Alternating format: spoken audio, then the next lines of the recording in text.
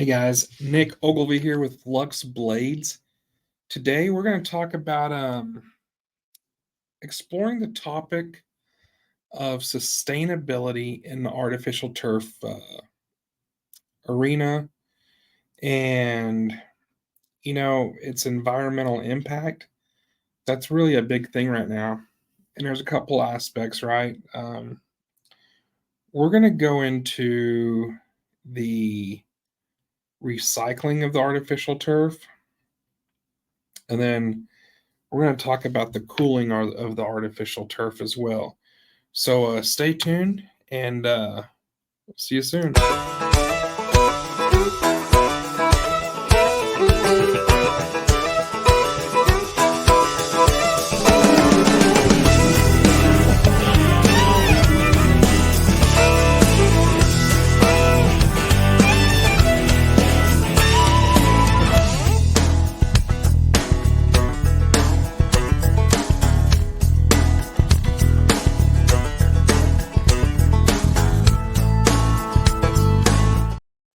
Hey guys, welcome back to the show.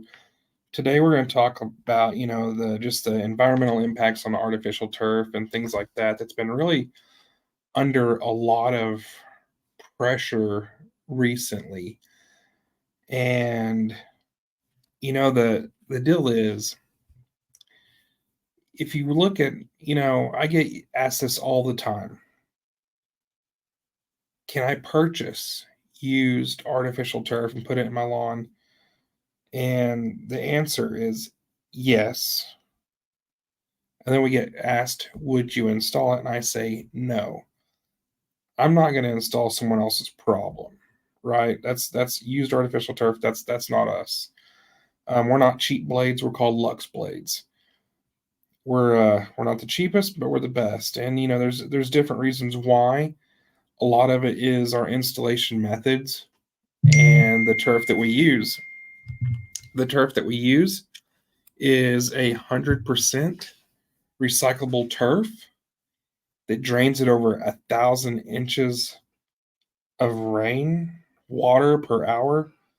It's not only good for that part of the environment, right? So there's less water shedding, but it's great for like pets and stuff like that. Whenever they urinate, it goes straight through the turf.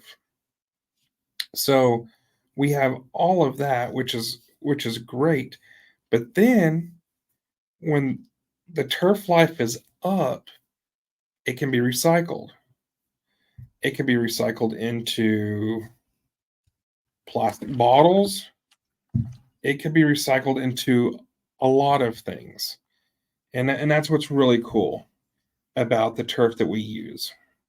The other turfs that's out there that you see, the urethane backing and stuff like that, they claim, oh, it's recyclable.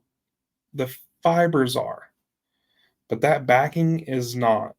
So you see a lot of people on Craigslist and local Facebook marketplaces that have that used turf for $1 from companies that have taken it out of fields. Well, that's because landfills are starting to quit taking it. And if they do take it, it's a crazy expensive rate to take it and put in the infill or the landfill, and it gets passed on to the customer. So Europe is, by 2030, they're eliminating things that aren't 100% recyclable in the carpet industry, in the artificial turf industry. So what we do here at Luxe Blades is we see that, right? We look at not just here in the United States, not just the market here, but we look at the market all over the world and what's trending and what's going on and what are they doing. We want to be ahead of the game. So that's why we use the turf that's 100% recyclable, so that way we stay ahead of the game. Now, when our clients want to, let's just say, put in a sports field and they need it replaced after 10, 12, 15 years, they're going to call us, we're going to replace it, and we're not going to charge them a dime for getting rid of it. You know why? Because we're going to take it to a recycling center. and get it recycled.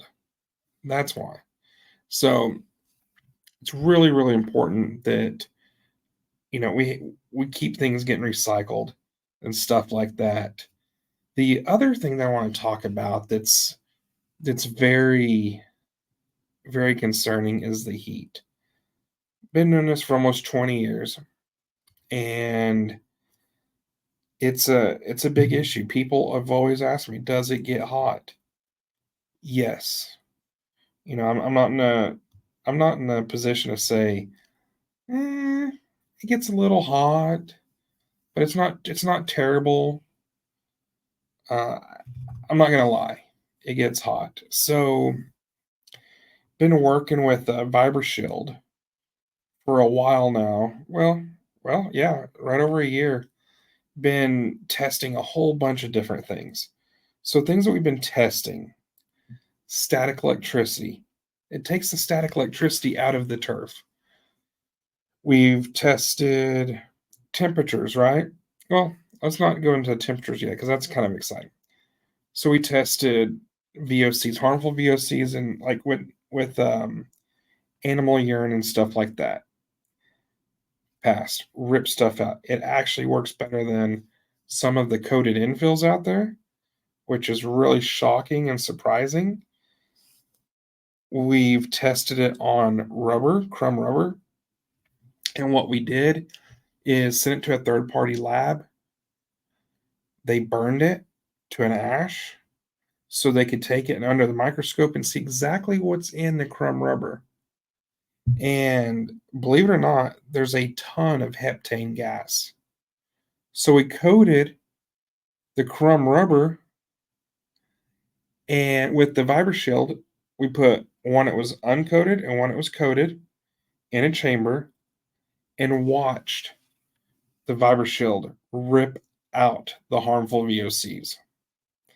So, have you ever noticed whenever you walk into a indoor sports facility like at a local high school or something, it smells like a sweaty sock? I mean, there's just no other way to say it. It smells like a sweaty sock. Well, that's because of all the harmful gases in there in the infill. So, we can come in to your facility that's already installed. We can spray the Shield on it. It will get rid of the harmful VOCs, a lot of them. Can't say it gets rid of 100% of them, but pretty dang close. It it's just amazing what it can do. Gets rid of the static electricity. It's man, it makes your turf last longer. It helps improve the tensile strength of the fiber. It helps in fighting staph, MRSA. It's really incredible. But one of the most incredible things that I think that I've seen from it is we've done a lot of testing at 90 degrees and above. Whenever it reaches 90 degrees, it's ripping out about 20% of the temperature of the artificial turf. And that's huge. So the other day, Chase down in Houston, him and his brother Cody own Shield, and he threw out a test. He's like, "Well, it's 98 degrees in Houston. I'm gonna test it." Now, when they're testing this, they're testing it with thermal couplers and infrared. But I like the thermocouplers because it gets down there in the fiber. So it's just not hitting the tips of the fiber where the infrared would be. So I like that. It gets right down in the fiber. So it was it was hovering around 175, 173, 175, the temperature of the turf. Now, that's hot. And that's at 98 degrees ambient temperature in Houston, Texas. It took it down to 130 degrees Fahrenheit, ripped out over 40 degrees. Guys, this is huge. Right now, the only way that they're ripping out all of the heat is by using infills that have to be wet, that have to use water. Well, we need artificial turf, one of the main reasons is not to use water. So we've got to figure this out. Well, guess what? VibraShield's figured this out. It's a topical solution we can put right on top of the turf. We can put it right on top of your artificial turf, your existing, at your house, for the pets, and really, most importantly, at schools, city parks, for the athletes and kids. It's one of those things that this technology is out there. We need to use it. So, one thing I want to ask is call us. Call me at Luxe Blades. I mean, message me, email me, nick@luxeblades.com. Get a hold of Chase at VibraShield. Chase at VibraShieldUSA.com. Look us up. We're here to help. And, we'll go spray a little 3-foot by 3-foot area on your field. And in 3 days, we'll come back. We'll test the temperature so you can see it for yourself. Because we can give you the stack of tests that we've done, and we're more than happy to do that. But in reality, seeing is believing, feeling is believing. So we would love to spray your fields. We would love to give you the best install possible. There's reasons why Luxe Blades is more expensive.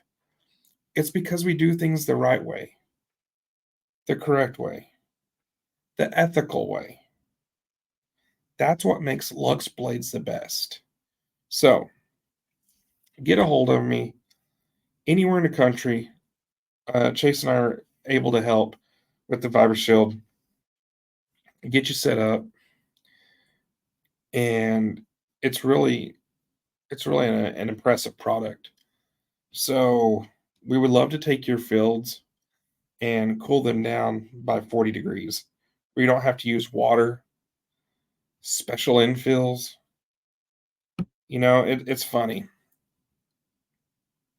Company said we're going to use cork and coconut husk for the infill. This company's telling us, the installation company's telling us, it's not going to float away. It's going to stay right in its place, and it's going to be cool. Well,